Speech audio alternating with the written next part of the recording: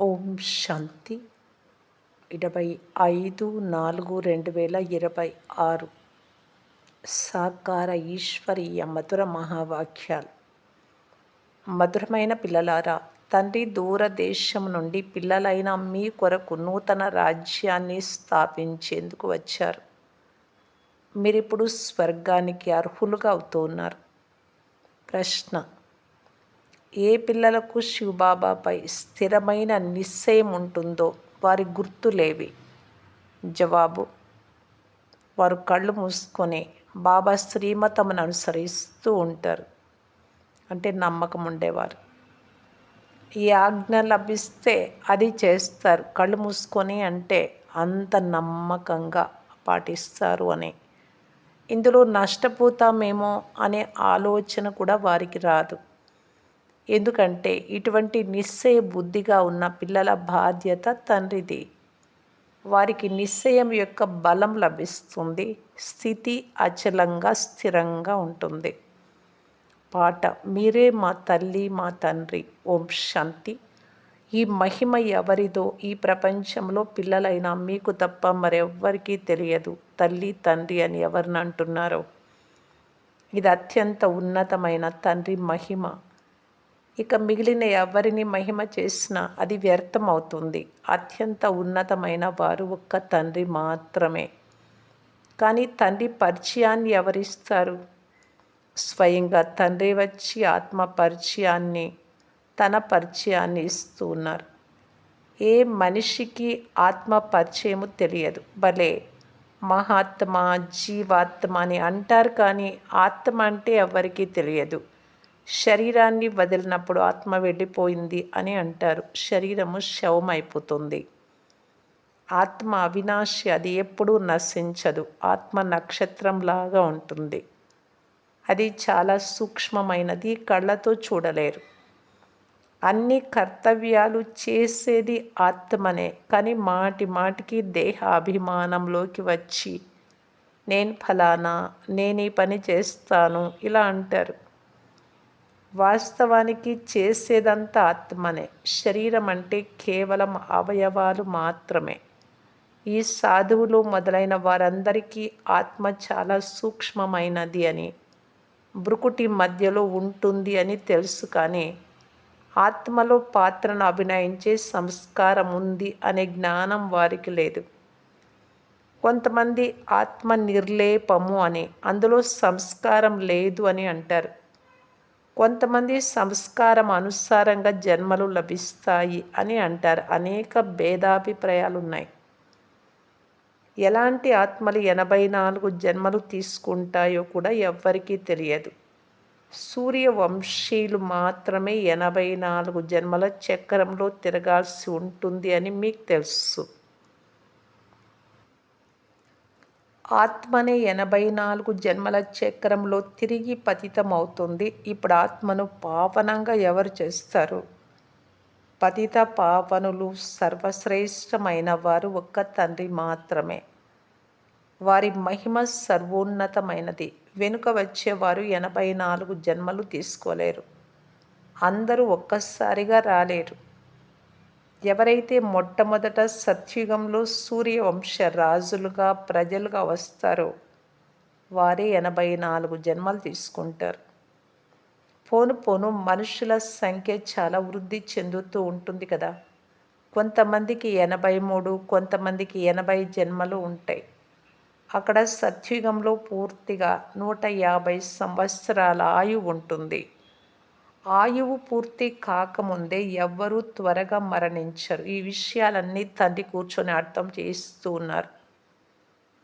పరంపిత పరమాత్మ గురించి ఎవ్వరికీ తెలియదు. తండ్రి చెప్తున్నారు, మీ ఆత్మ ఎలా ఉంటుందో అలాగే నా ఆత్మ కూడా ఉంది. మీరు జనన మరణాలలోకి వస్తారు, నేను రాను. ఎప్పుడైతే పతితులకు అవుతారో అప్పుడు నన్ను పిలుస్తారు. చాలా దుఃఖం కలిగినప్పుడు నన్ను పిలుస్తారు. ద్వాపరయుగం నుండి ఇప్పుడు పిల్లలైన మిమ్ములను తండ్రి స్వయం వచ్చి చదివిస్తూ ఉన్నారు. పరమాత్మ వస్తారు అని ఎలా అంగీకరించాలి అని కొంతమంది అడుగుతారు. అప్పుడు వారికి తెలిపించాలి. అందరూ ఓ పతిత పావన రండి అని పిలుస్తూ ఉన్నారు. ఆ తండ్రి నిరాకారులు, వారికి తమ స్వంత శరీరం లేదు. అయితే పతిత ప్రపంచంలోనే రావాల్సి ఉంటుంది. పావన ప్రపంచంలోకి తండ్రి రారు కదా. పిలిచేది కూడా పతిత ప్రపంచంలోనే. ఈ విధంగా అర్థం చేయించాలి. అంతేకాక ఆత్మ ఎంత చిన్నదో పరమాత్మ కూడా అంత చిన్నగానే ఉంటారు. కానీ వారు మానవ సృష్టికి బీజ రూపులు, జ్ఞానసాగరులు. తండ్రి అంటున్నారు, మీరు నన్ను పరంపిత పరమాత్మ అని అంటారు, పిలుస్తారు కనుక తప్పకుండా వస్తాను కదా. దూరదేశంలో ఉండేవారు పరాయి దేశంలోకి వచ్చారు అని పాట కూడా పాడుతారు. ఇప్పుడు మీరు పరాయి దేశం అనగా రావణ దేశంలో ఉన్నారు. ఇది కూడా తండ్రి ద్వారా తెలుసుకున్నారు. సత్యత్రేతాయుగాలలో మీరు ఈశ్వర్య దేశం అనగా మన దేశంలో ఉండేవారం స్వర్గంలో. మళ్ళీ ద్వాపరయుగం నుండి పరాయి దేశంలో పరాయి రాజ్యంలోకి వామ మార్గంలోకి వచ్చేస్తారు. అప్పటి నుండి భక్తి ప్రారంభమవుతుంది.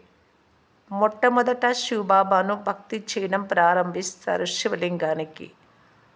వారు శివుడి రూపంగా పెద్ద శివలింగాన్ని తయారు చేస్తారు. కానీ తండ్రి ఇంత పెద్దగా ఉండరు. ఇప్పుడు మీరు ఆత్మ పరమాత్మకు గల తేడాను అర్థం చేసుకున్నారు. తండ్రి జ్ఞాన సాగరులు, సదా పావనంగా ఉంటారు. అంతేకాక వారు సుఖ సాగరులు, ఆనంద సాగరులు. ఇది పరమాత్మ మహిమయే కదా. ఓ పతిత పావన రండి అని ఇప్పుడు పిలుస్తారు. వారు పరమపిత, కల్ప కల్పము వస్తారు. దూరదేశంలో ఉండే ప్రయాణికుడిని పిలుస్తారు. వారి మహిమను గానం చేస్తారు. బ్రహ్మ సరస్వతులను పిలవరు.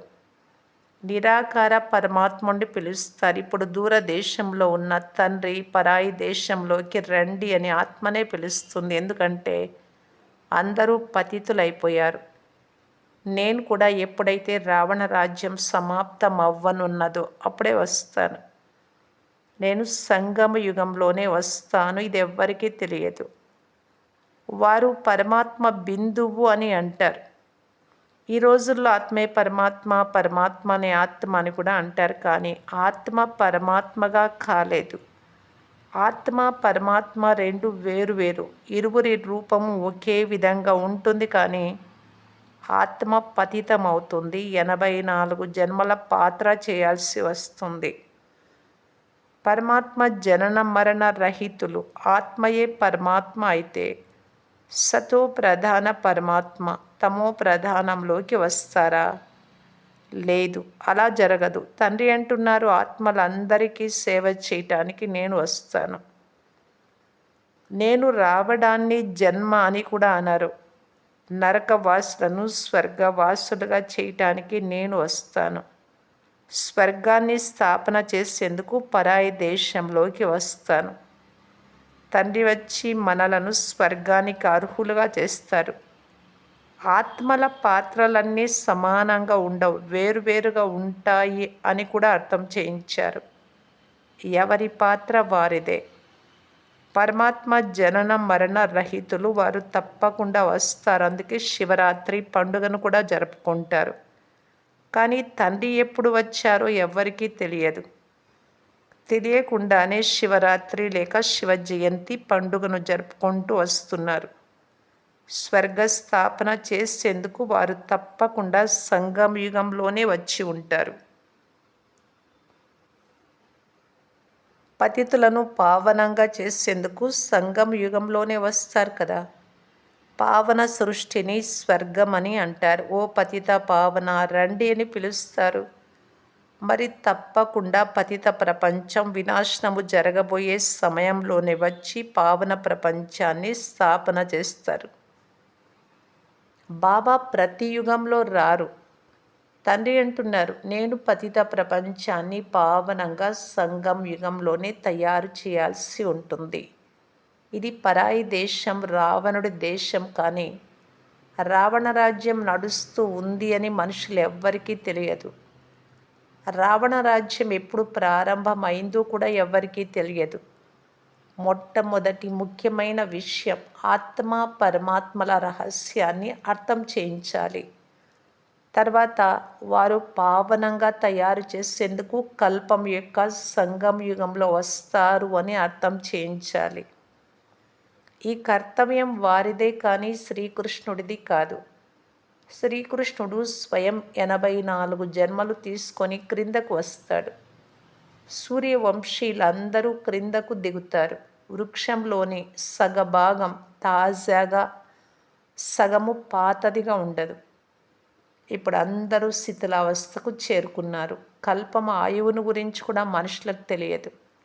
శాస్త్రాలలో చాలా పెద్ద ఆయువుని ఇచ్చేసారు. ఇదంతా తండ్రి కూర్చొని స్వయంగా అర్థం చేయిస్తున్నారు. కావున ఇందులో ప్రశ్నలు ఉత్పన్నమయ్యే అవకాశం లేదు.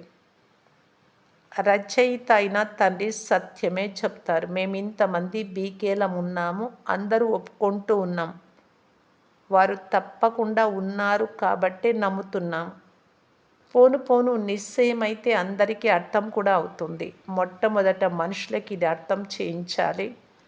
పరంపిత పరమాత్మ నిరాకారులు దూరదేశం పరంధామం నుండి వచ్చారు. కానీ ఏ శరీరంలో వచ్చారు? సూక్ష్మవతనంలోకి వచ్చి ఏం చేస్తారు? తప్పనిసరిగా వారు ఇక్కడికే రావాల్సి వస్తుంది. ప్రజాపిత బ్రహ్మ కూడా ఇక్కడే ఉండాలి. బ్రహ్మ ఎవరో ఇది కూడా తండ్రి కూర్చొని అర్థం చేయిస్తారు. ఎవరిలో ప్రవేశించారో వారికే తన జన్మల గురించి తెలియదు కనుక పిల్లలైన మీకు కూడా తెలియదు. నేను దత్తు చేసుకున్నప్పుడే మీరు నా పిల్లలుగా అవుతారు. నేను ఇతడితో కలిసి పిల్లలకు అర్థం చేయిస్తున్నాను. సాకార బ్రహ్మ బాబాలకు వచ్చి మీరు మీ జన్మలను మర్చిపోయారా? ఇప్పుడు సృష్టి చక్రం పూర్తి అయింది, మళ్ళీ రిపీట్ అవుతుంది. నేను రాజయోగం నేర్పించేందుకు, పావనంగా తయారు చేసేందుకు వచ్చాను. పావనంగా తయారయ్యేందుకు ఇతర మార్గం ఏదీ లేదు. ఈ రహస్యాన్ని మనుషులు తెలుసుకుంటే గంగా స్నానానికి, కుంభమేళాలకు మొదలైన వాటికి వెళ్ళరు. నీటి నదులలో అయితే సదా స్నానం చేస్తూనే ఉంటారు. ద్వాపరయుగం నుండి చేస్తూనే వచ్చారు. గంగలో మునకలు వేస్తే పాపాలు నశిస్తాయి అని భావిస్తారు. కానీ ఎవరి పాపాలు నశించవు. మొట్టమొదట ఆత్మ పరమాత్మల రహస్యాన్ని అర్థం చేయించండి. పరమాత్మ తండ్రిని పిలిచేది ఆత్మనే. వారు నిరాకారులు. ఆత్మ కూడా నిరాకారమే. ఈ అవయవాల ద్వారా ఆత్మ పిలుస్తుంది. భక్తి తర్వాత భగవంతుడు వస్తారు. అది కూడా డ్రామాలో పాత్రగా ఉంది. తండ్రి అంటున్నారు, నేను నూతన ప్రపంచ స్థాపన చేసేందుకు రావాల్సి ఉంటుంది. శాస్త్రాలలో కూడా భగవంతుడికి సంకల్పం కలిగింది అని ఉంది. కనుక తప్పకుండా డ్రామా ప్రణాళిక అనుసారం సంకల్పం వచ్చి ఉంటుంది. ఇంతకుముందు ఈ విషయాలు అర్థమయ్యేవి కావు.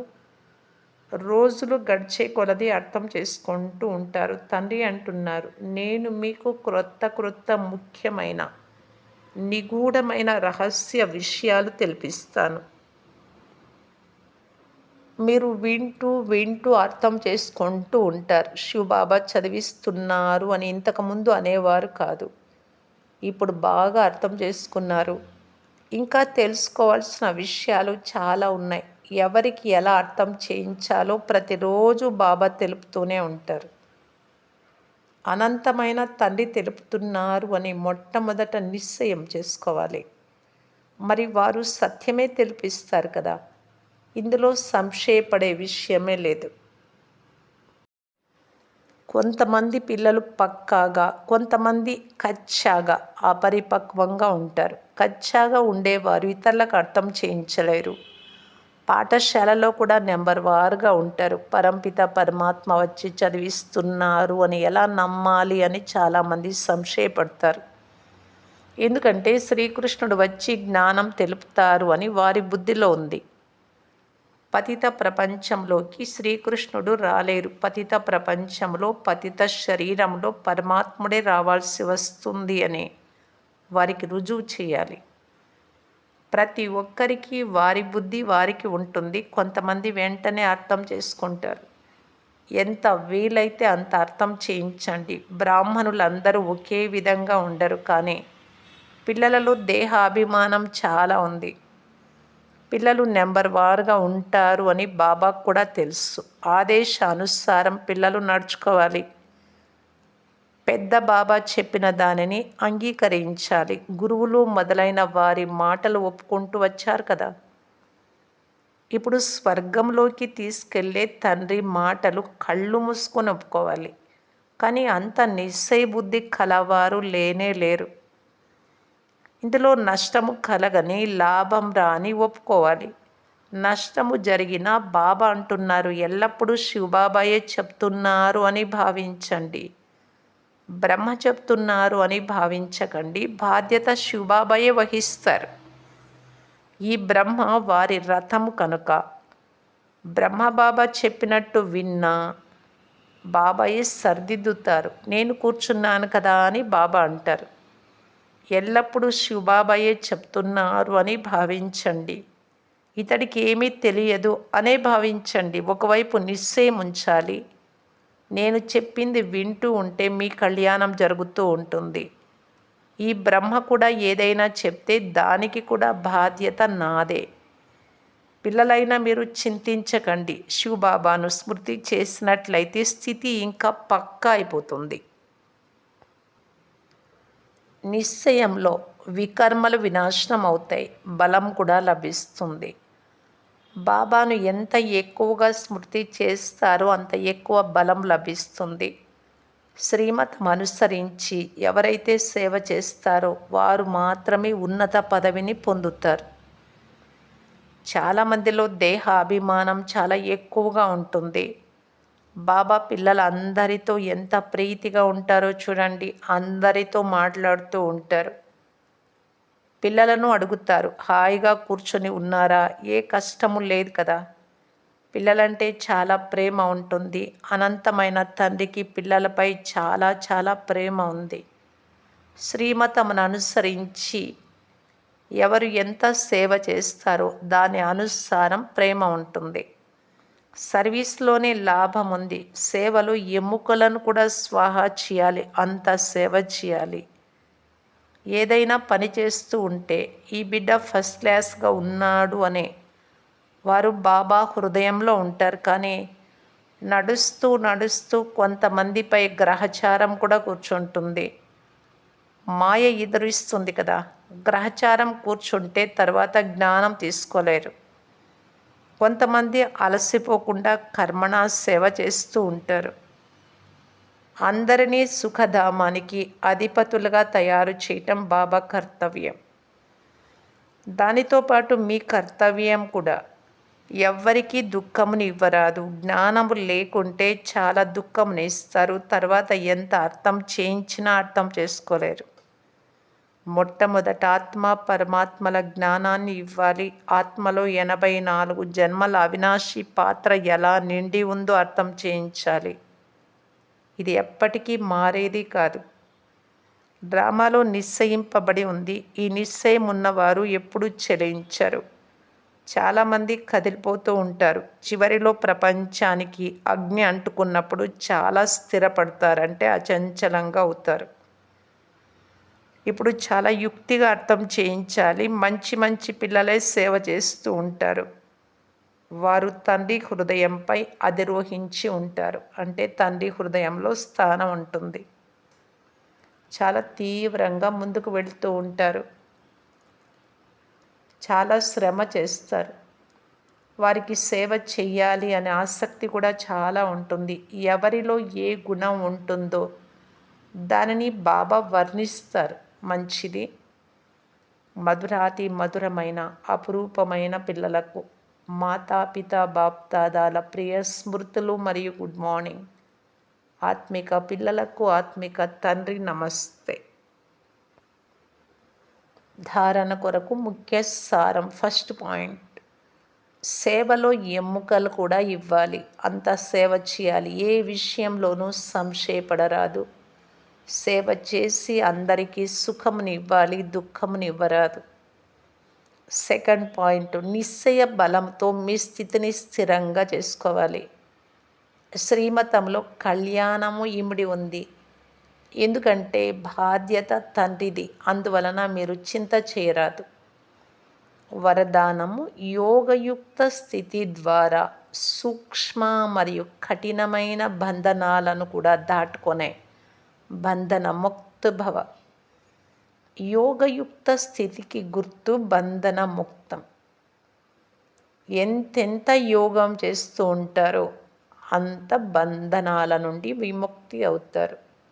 యోగయుక్తంగా అవ్వడంలో అన్నింటికంటే పెద్ద అంతిమ బంధనం ఒకటి, స్వయాన్ని తెలివిగల వారిగా భావించి శ్రీమతాన్ని తమ బుద్ధి యొక్క అద్భుతంగా భావించడం, అనగా శ్రీమతంలో తమ బుద్ధిని కూడా మిక్స్ చేయడం. ఈ తెలివి నాదే అని, దానిని బుద్ధి యొక్క అభిమానం అని అంటారు. 2, ఎవరైనా ఏదైనా మీలోని బలహీనత, లోపం ఉంది మీలో ఇది అని సూచించినప్పుడు లేక నిందించినప్పుడు, ఆ సమయంలో కొద్దిగానైనా వ్యర్థ సంకల్పము నడిచినా అది కూడా బంధనమే. వారు ఇలా అంటున్నారే అని భావించడం. ఎప్పుడైతే ఈ బంధనాలను దాటుకొని ఓటమి, గెలుపు, నింద, స్థుతిలో సమాన స్థితిని తయారు చేసుకుంటారో అప్పుడు సంపూర్ణ బంధన ముక్తులు అని అంటారు. స్లోగన్, ముందు ఆలోచించి తర్వాత చెయ్యటమే జ్ఞానయుక్త ఆత్మల గుణం.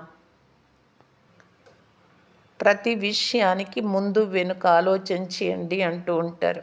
బాబా ప్రతి విషయాన్ని గురించి తెలియజేశారు కనుక మొదట ఆలోచన చేసి తర్వాత చేయాలి. బాబా చెప్పిన శ్రీమతం అనుసారంగా. వారిని బాబా అంటారు జ్ఞానయుక్త ఆత్మలు అని. అవ్యక్త సూచన, మహాన్గా అయ్యేందుకు మధురత మరియు నమ్రత గుణాలను ధారణ చేయటానికి బాప్దాదా తెలియజేస్తున్నారు. ఏమీ తెలియని అమాయకపు బిడ్డ నష్టము కలిగించే వస్తువులను ఆట బొమ్మగా భావిస్తే ఆ బాలుడికి ఏదైనా ఇచ్చి దాని నుండి విడిపించాల్సి వస్తుందో, అలా ఎవరైనా అల్పకాలిక గౌరవ ప్రతిష్టలు లేక అల్పకాలిక కోరికలు ఉంచుకుంటే వారికి గౌరవం ఇచ్చి స్వయం నిరహంకారులుగా అయిపోండి.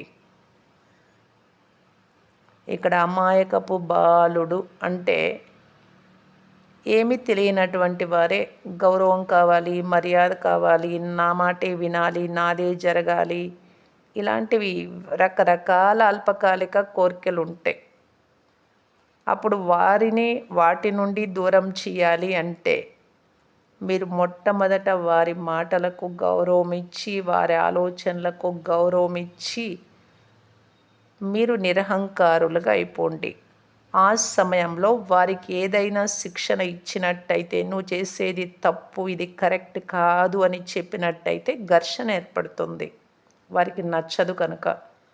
అందువలన అటువంటి సమయంలో యుక్తియుక్త నడవడిక ద్వారా పరోపకారులుగా అయ్యి క్షమాభావంతో సన్మానమిచ్చి గౌరవించి మొదట వారిని తెలివిగల వారిగా చేయండి. దాని ద్వారా వారు స్వయమే ఈ విషయము నష్టదాయకము అని అనుభవం చేసుకుంటారు. అలా పరివర్తన చేయాలి. ఓం శాంతి.